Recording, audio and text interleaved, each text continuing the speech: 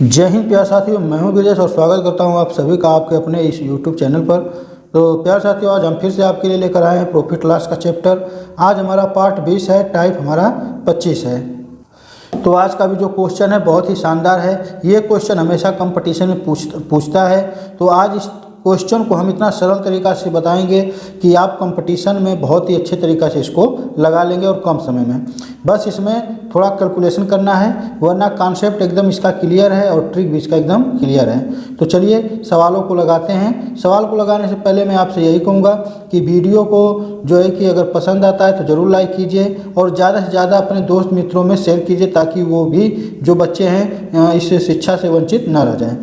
और हमारे चैनल को जरूर सब्सक्राइब कीजिएगा और वीडियो के अंत तक जरूर बने रहिएगा, क्योंकि अगर आप पूरा वीडियो देखेंगे तभी आपको जो है कि हर एक चीज़ समझ में आएगी, वरना अगर स्किप कर देंगे या भगा देंगे तो फिर आपको कोई भी चीज़ समझ में नहीं आएगा। तो चलिए वीडियो को स्टार्ट करते हैं और सवालों को अब लगाते हैं। दिया है, थोड़ा ऊपर कर लेते हैं ताकि हम यहाँ पर लिखेंगे तो आपको सही से दिखेगा। देखिए दिया है 107 नंबर का क्वेश्चन है। राम ने एक साइकिल 1000 रुपये में खरीदा, 20% लाभ लेकर उसे श्याम को बेच दिया। श्याम ने 10% घाटा सहकर उसे मोहन को बेच दिया। मोहन ने साइकिल कितने में खरीदा? चलिए हम करेंगे क्या कि ये 1000 जो है ना, इसको हम लिख लेंगे, क्योंकि शुरू में रुपए दे दिया है, प्राइस दे दिया, ठीक ना। फिर क्या करना है, गुणा करना है। ये 20% लाभ लेता है, ठीक ना, यानी कि ये 100% पर 20% है, यानी CP हमारा क्या है 100%, तो उस पर 20% लाभ लेता है। ठीक, जैसे ये 1000 खरीदा ना, तो इस पर जो है कि 20% लाभ कमाया, तो 100% में हम 20% जोड़ देंगे तो हो जाएगा 120% बटा में 100 गुणे। फिर क्या दिया है, लेकर उसे श्याम को बेच दिया। श्याम ने 10% घाटा सहकर उसे मोहन को बेच दिया, यानी 10% किस में से घटेगा, 100% में से। तो यहाँ 10% घटा तो हो गया 90%, बटा में कर लेंगे 100 बराबर मोहन ने साइकिल कितने में खरीदा, तो हम मान लेंगे X रुपये में खरीदा। अब बस इसको आपको कर देना है हल। तो चलिए हल कर देते हैं। 2 0 से 2 0 ये ख़त्म हो गया, और यहाँ पर अगर हम देखेंगे तो 1 0 1 0, यानी 2 0 से 2 0 ये भी ख़त्म हो गया। अब इसका हम क्या करेंगे, 10 गुणे 12 गुणे 9, इसका कर लेंगे गुणा। तो गुणा करेंगे तो कितना आता है, 12 9 आता है 108 और 1 0 ये, यानी 10 में गुणा करेंगे तो हो जाएगा 1080। यानी मोहन को कितना रुपए मिला, तो 180। मोहन ने कितने रुपए में खरीदा, तो 180 रुपये में खरीदा। ये हमारा निकल कर आ जाएगा CP और यही हो जाएगा हमारा आंसर। तो चलिए ऐसे ही सवाल और लेकर आया हूँ। इस पर जो है कि और प्रैक्टिस करा देता हूँ, ताकि आपका जो कन्फ्यूजन है, जिस बच्चे को नहीं समझ में आ रहा है, वो दूर हो जाए।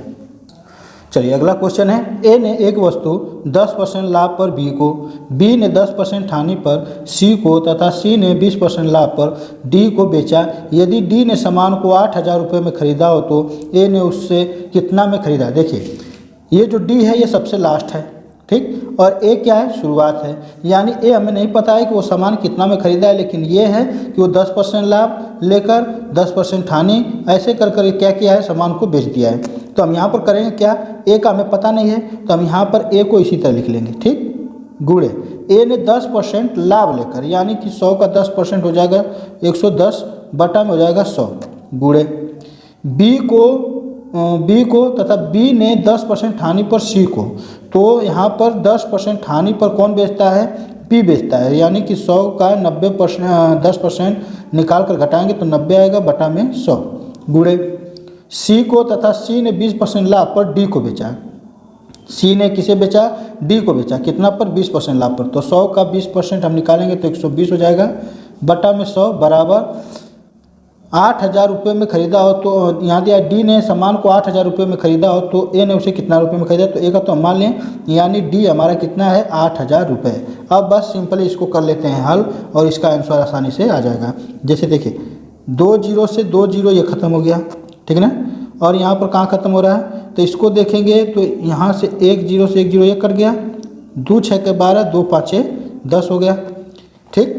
अब यहाँ पर कौन कट रहा है, तो यहाँ पर अगर देखेंगे तो यहाँ पर हमारा कट रहा है 2 3 6, 2 5 10, 50 हो गया।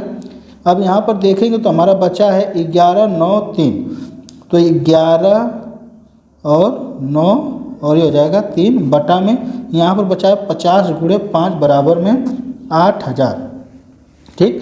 अब इसको सिंपल इधर कर लेते हैं, यानी इधर जो अंश में है ये आ जाएगा बटा में, और ये जो बटा में ये चला जाएगा अंश में, बराबर के इधर 8000 में गुणा होने के लिए। तो चलिए इसको कर लेते हैं। इसमें देखिए थोड़ा कैलकुलेशन है, वरना एकदम जो है कि इसका कॉन्सेप्ट एकदम क्लियर है, ठीक ना। ये गुणा हो गया, अभी आ जाएगा यहाँ पर भाग होने के लिए। अच्छा देखिए, अगर कहीं कटता है तो काट लीजिए, नहीं कटता है तो फिर सिंपली आप क्या कीजिए, गुणा भाग कर दीजिए। तो यहाँ पर देखेंगे तो कुछ कट नहीं रहा है, तो यहाँ पर सिंपली इसका गुणा करेंगे, 8 5 40, 4 5 20, यानी ये आ जाएगा 20 लाख, ठीक है ना, 20 लाख आ जाएगा। तो इसको हम लिख लेते हैं, 3 3 6 हो गया। और यहाँ पर जो आएगा हमारा गुणा करने पर वो आएगा 11 9 99, 99 9 आता है 297, ठीक। अब इसको भाग करेंगे तो ये लगभग में हमारा आ जाएगा, ये लगभग में आएगा 67 34, ठीक ना। ये आएगा तो दशमलव में, लेकिन इसको लगभग में हम लिखे हैं, और यही हमारा बन जाएगा फाइनली आंसर। अगर किसी भी बच्चे को समझ में नहीं आ रहा है तो हमें कमेंट में ज़रूर रिप्लाई करें, ठीक ना। तो चलिए अगले क्वेश्चन को देखते हैं। चलिए अगला क्वेश्चन 109 नंबर का। ए ने एक घड़ी 25% लाभ पर बी को तथा बी ने 10% हानि पर वह घड़ी सी को बेचा, एवं सी ने 10% लाभ लेकर वह घड़ी डी को बेचा। डी ने घड़ी का 495 रुपये दिया हो, तो बताए घड़ी कितने रुपए में खरीदी गई। चलिए ए ने एक घड़ी खरीदा और 25% लाभ पर बेचा, तो ए का हमें मूल्य नहीं पता, वही हमें निकालना है। तो ए को हम चाहे सी पी मान ले, चाहे एक्स मान ले, चाहे ए भी मान सकते हैं, ठीक ना। तो हमारा वही आंसर आएगा, मान लेते हैं ए ही, ठीक ना। ए का जो है कि सी पी क्या है, तो ए क्या करता है कि 25% लाभ पर बेचता है, तो 25% का हो जाएगा यहाँ पर 25 बटा में 100, ठीक, 125 बटा में 100 गुणे बी को तथा बी ने 10% हानि पर घड़ी सी को बेचा। यहाँ 10% हानि यानी 90 में से 10 गया तो 100 में से 10 गया तो हो जाएगा 90 बटा में 100 गुणे सी ने 10% लाभ लेकर वह घड़ी डी को बेचा। तो सी 10% लाभ लेता है, यानी 100 का 10% 110 बटा में 100, और यहाँ पर दिया है डी ने घड़ी का 495 रुपये दिया, यानी कि हो जाएगा 495, इधर जो है वो डी है, ठीक ना। अब इसके हिसाब से हमें जो है कि अपना सीपी निकालना होगा। चलिए इसको काट लेते हैं, तो कटेगा 25 5 125, 25 चौका 100, ये 1 0 से 1 0 ये कट जाएगा, और 1 0 से 1 0 ये कट जाएगा। अब सिंपली हमें करना क्या है, ए बराबर ये 495 लिखेंगे। अगर यहाँ पर बटा में हर है तो इधर जाएगा तो ये अंश बन जाएगा और इसमें गुणा हो जाएगा, ठीक ना। इसके बटा में एक करके इसको भी भिन्न कर सकते हैं, तो हमें लिखने की जरूरत नहीं है, डायरेक्ट ले जाइए। यहाँ पर 4 है, 4 लिखिए, 10 है 10 कीजिए, और ये क्या है, यहाँ पर भी 10 है, ठीक ना। 4 हो गया, 10 हो गया, और एक 10 और हो गया बटा में। अब ये आएगा तो यहाँ पर इसके बटा में हो जाएगा। तो चलिए इसको भी बटा में कर लेते हैं। तो यहाँ 5 है गुणे यहाँ 9 है गुणे यहाँ 11 है। अब देखिए इसको काट लीजिए, यहाँ से काटेंगे, ये होगा 5 9 45, और 4 बचा 5 9 45। फिर यहाँ से काटेंगे तो 11 9 99, फिर 9 से 9 कट जाएगा। अब कहीं कट रहा है, नहीं कट रहा है, तो अब सिंपली आप गुणा कर दीजिए। तो गुणा करेंगे तो यहाँ पर हमारा बचा, यहाँ तो सब एक एक हो गया, यहाँ सिर्फ बचा 4 10 10, तो 4 एकम 4, 4 एकम 4, यानी कि हो जाएगा 400 रुपये में ए ने वह घड़ी खरीदी थी, ठीक ना। तो यही बन जाएगा हमारा आंसर। उम्मीद करता हूँ प्यारे दोस्तों कि आप लोगों को जो है कि ये जो पढ़ा रहा हूँ ये कॉन्सेप्ट बहुत अच्छे तरीके से समझ में आ रहा होगा। आ रहा है तो आप हमारे वीडियो को ज़्यादा से ज़्यादा शेयर कीजिए, वीडियो को लाइक कीजिए, और चैनल को सब्सक्राइब करना ना भूलें। तो चलिए अगले क्वेश्चन को देखते हैं। चलिए अगला क्वेश्चन है, रमेश ने एक गाय 1000 रुपये में खरीदी और वह उसे गणेश को कुछ प्रतिशत लाभ पर बेच दिया। गणेश ने 5% घाटा सहकर उसे सुरेश को बेच दिया। सुरेश 10% के लाभ पर उसे महेश को 15,000 रुपये में बेच दिया। बताइए रमेश ने कितने प्रतिशत लाभ पर गाय को बेचा था। देखिए ये सवाल देखने में सिर्फ लंबा है, ठीक ना, ये पढ़ने में सिर्फ लंबा है, देखने में लंबा है, लेकिन इस जो है कि सवाल ज़्यादा कोई भारी नहीं है, ठीक ना, ये ज़्यादा डिफ़िकल्ट नहीं है। आप ऐसे सवाल को एग्ज़ाम में छोड़कर चले आते हैं, मैं आपसे यही कहूँगा कि अब ऐसे सवाल को आप छोड़कर मत आइएगा, ठीक ना। तो चलिए अब इसको लगाते हैं। तो लगाना कैसे है, यहाँ पर देखिए, अब यहाँ पर क्रय मूल्य नहीं पूछा है, ये पूछा है प्रतिशत लाभ, क्योंकि यहाँ पर दिया है कुछ प्रतिशत लाभ पर बेच दिया। हमें ये नहीं पता है कि कितने प्रतिशत लाभ पर बेचा था, बस ये बता दिया गया है कि कुछ प्रतिशत लाभ पर बेचा गया। तो हम रमेश ने एक गाय 1000 रुपये में खरीदा, तो यहाँ पर लिखेंगे 1000 गुणे, और वह उसे गणेश को कुछ प्रतिशत लाभ पर बेच दिया, तो यानी कि इसका मतलब कि 100 में हम प्लस x जोड़ देंगे, क्योंकि हमें वह संख्या नहीं पता है कि वह लाभ कितना प्रतिशत है, और बटा में कर लेंगे 100 गुणे। फिर यहाँ पर हाईलाइट में जो परसेंट है उसी को देखते जाइए। गणेश ने 5% घाटा सहकर तुरंत 5 को घटाइए 100 में से, 95 बटा में 100 गुणे।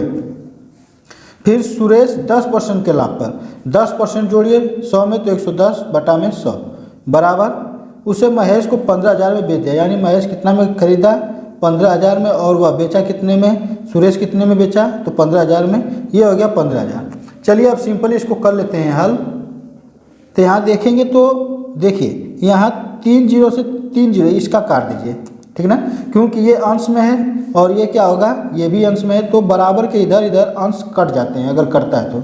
अब यहाँ पर हम काटेंगे तो 1 जीरो से 1 जीरो ये कट गया, इसको काटेंगे तो ये कटेगा 5 एकम 5 पन्ना 45, और ये कटेगा 20 बार में, ठीक। अब कुछ नहीं कट रहा है, अब नहीं जब कट रहा है तो सिंपल करिए क्या कि इसका गुणा इसमें कर दीजिए, तो ये 100 प्लस x बचेगा, ठीक, 100 प्लस x। फिर इसके बाद क्या करना है, इसको कर लीजिए कोष्टक में गुणे में, 19 और 11 का गुणा जब हम करेंगे तो ये बनेगा 209, ठीक ना, बराबर यहाँ 100 है यहाँ 20 है, इसका गुणा करेंगे 100 और 20 का, तो ये होगा 2000, और इस 2000 का 15 में हम गुणा कर देंगे तो ये बन जाएगा हमारा सीधे 30,000, ठीक ना, कितना बन गया 30,000 रुपये बन गया। अब इसका हम पूरा करेंगे इसमें, ठीक ना। अच्छा चलिए एक काम करते हैं, इसका इसमें गुणा नहीं करते हैं, इसको डायरेक्ट इधर लाते हैं, भाग कर देते हैं, ठीक ना। तो ये 100 प्लस x हो जाएगा, और ये 30,000 में 209 का कर देंगे भाग। देखिए जब गुणा रहता है आपस में तो हम यहाँ पर लाकर भाग कर सकते हैं, अगर यहाँ प्लस रहता है तब हम भाग नहीं कर पाते हैं। तो चलिए यहाँ पर भाग करेंगे तो ये कटेगा लगभग 143.54 बार में, ये प्रतिशत में हो जाएगा, ठीक ना। तो अभी प्रतिशत लगाने की जरूरत नहीं है, ठीक ना। तो यहाँ पर x बराबर हो जाएगा 143.54, और ये 100 इधर आएगा तो माइनस हो जाएगा, तो ये माइनस हो गया। x बराबर हमारा क्या आ जाएगा, तो यहाँ पर आ जाएगा 43.54%, यानी कि रमेश ने जो एक गाय खरीद कर बेची थी वो 43.54% पर बेची थी गणेश को। तो ये हमारा आ जाएगा रमेश का परसेंट, जो जितना में बेचा था, और यही बन जाएगा आंसर। उम्मीद करता हूँ प्यारे दोस्तों कि आज का भी क्लास आप लोग को अच्छा लगा होगा। अगर अच्छा लगा तो आप हमें कमेंट बॉक्स में ज़रूर जो है कि कमेंट करें और बताएं कि आज का क्लास आपको कैसा लगा है। तो आज के लिए बस इतना ही, अब आपसे अगले वीडियो मुलाकात होगी, तब तक के लिए चलते हैं। जय हिंद, वंदे मातरम।